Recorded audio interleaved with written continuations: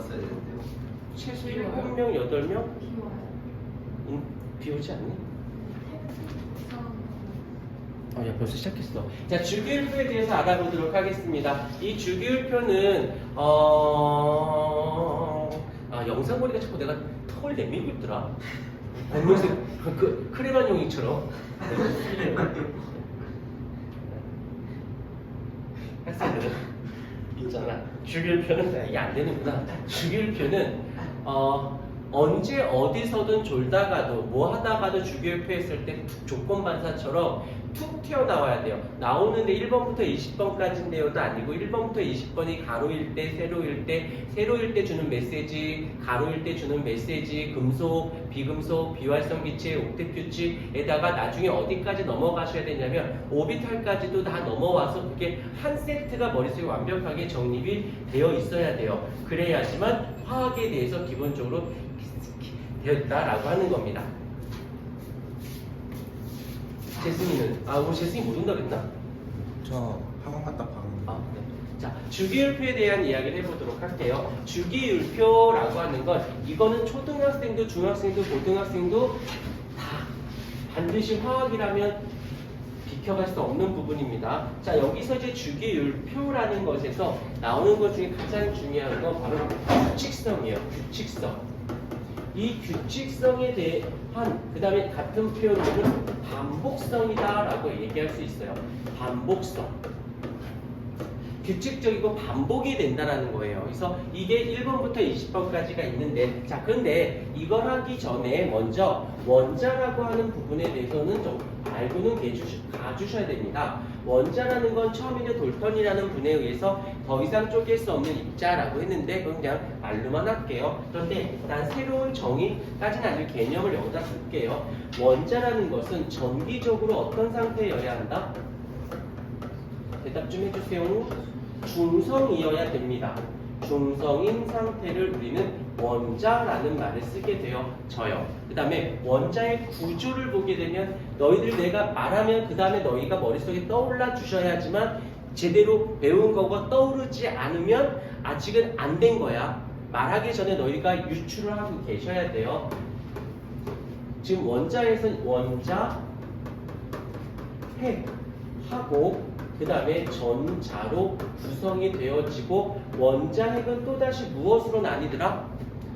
그치, 양성자의 개수와 중성자의 개수로 나뉜다라는 거. 양성자의 개수와 그 다음에 중성자의 개수, 중성자로 나뉘게 되어진다라는 것이에요. 그때 그러면 나온 건 총 몇 가지가 되냐면 양성자, 중성자, 전자라고 나뉘었어. 그러면 각각의 다른 성질들은 당연히 갖고 계셔야겠지.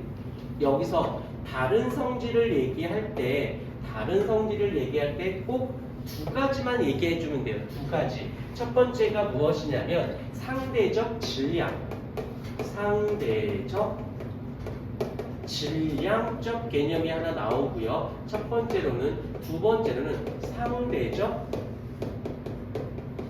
전하량이라고 하는 개념. 두 가지를 접근하셔야 돼요. 그러니까 생각해내야 돼. 왜냐면 여기서 계속 꼬리에 꼬리를 물고 문제가 다른 개념으로 파생이 되어지면서 이런 것들이 은연중에 어떤 개념이 있는데 보기, 기억, 니은, 디귿에 이러한 개념들이 중간중간 끼어 있어요.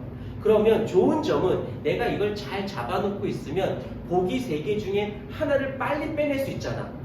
그럼 하나를 빨리 빼게 되면 벌써 어떻게 돼? 오지선다의 문제가 아니라 삼지선다가 되어지니까 그만큼 빨리 신속하면서도 정확도가 높아지게 되는 거예요. 그래서 공부 잘하는 애들의 특징들이 뭐냐면 베이직이 굉장히 탄탄해. 왜? 그들이 처음부터 베이직을 잘해서 올라왔느냐? 맞아. 처음부터 베이직을 잘하고 올라왔어. 그 다음에 얘네들이 어디까지 하이클래스 2등급 때 1등급 때까지 올라온 다음에 공부를 하다 보면 본인들이 하다가 깨우쳐요. 뭘 깨우쳐? 이런 베이직을 잘 닦아 놓으면 보기 중에 한두 개를 뺄 수 있고 빠지게 되다 보면 그만큼 신속하면서 정확도가 높아진다는 건 우리가 아무리 선생님이 100만 번 얘기해도 본인들이 깨달아야지 더 중요해요. 아, 진짜구나. 이렇게 놓으니까 되게 빨라지면서 흐트러짐이 적네. 그러면서 그걸 언제 느끼냐면 최상위 클래스 문제들, 그러니까 1등급 문제를 풀 때 깨달아요. 그 전에 깨달으면 굉장히 좋겠으나 사람이라는 게 닥쳐야 알 수 있는 거잖아.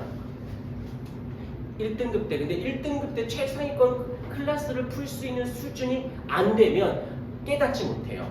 그러면 걔는 1등급은 때려 죽어도 못 가요. 아무리 잘 가야 3등급 때 운이 좋아야. 그래서 1등급과 3등급은 3등급과 9등급하고 차이다라고 할 정도로 굉장히 큰 갭이 생겨. 이렇게 보면 얘가 2등급 한번 찍었어, 1등급 한번 찍었어. 근데 딱 봐도 얘는 3등급 잘하면 3등급이야 라고 우린 보여. 왜? 다듬어져 있지 않거든. 자기는 잘한다고만 느낄 뿐이지 다듬어져 있지 않으면 절대 1등급은 못 갑니다. 그렇게 해서 딱 이렇게 원자가 나오고 양성자, 중성자, 전자가 나오면 머릿속에 상대적 질량과 상대적 전하량이 떠올라 줘야 돼요. 이유는 여기서 상대적 질량을 여기서 살짝 양성자를 상대적 질량을 1이다라고 잡았다라면 얘가 기준이에요. 얘가 기준. 일대 상대적으로 중성자도 대략 어떻다? 대략 1로 잡고요. 이 전자는 어때? 1838분의 1이기 때문에 너무 작아서 어떻게 무시하기로 합니다. 색깔펜을 바꿀게요. 얘가 1이 기준이 돼서 얘가 대략적으로 1인 거고 얘는 무시, 없는 것 취급하기로 했고요. 마찬가지로 상대적 전하량도 이 양성자를 플러스 1로 어떻게 했어? 기준으로 삼았습니다. 그랬을 때 중성자는 제로, 갖고 정기적 성질이 없는 것 취급을 하고요. 전자는 마이너스 1로 잡게 됩니다.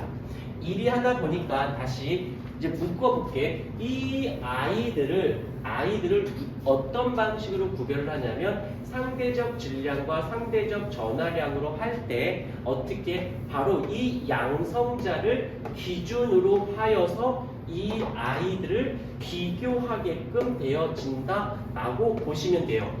그래서 얘네들을 봤을 때, 그러니까 문제상에서 얘네들 관련된 거가 질량적 개념으로 나올 거냐, 전하량적 개념으로 나올 거냐를 따지게 되는 것이지. 한번 끊었다가 계속 이어갈게요.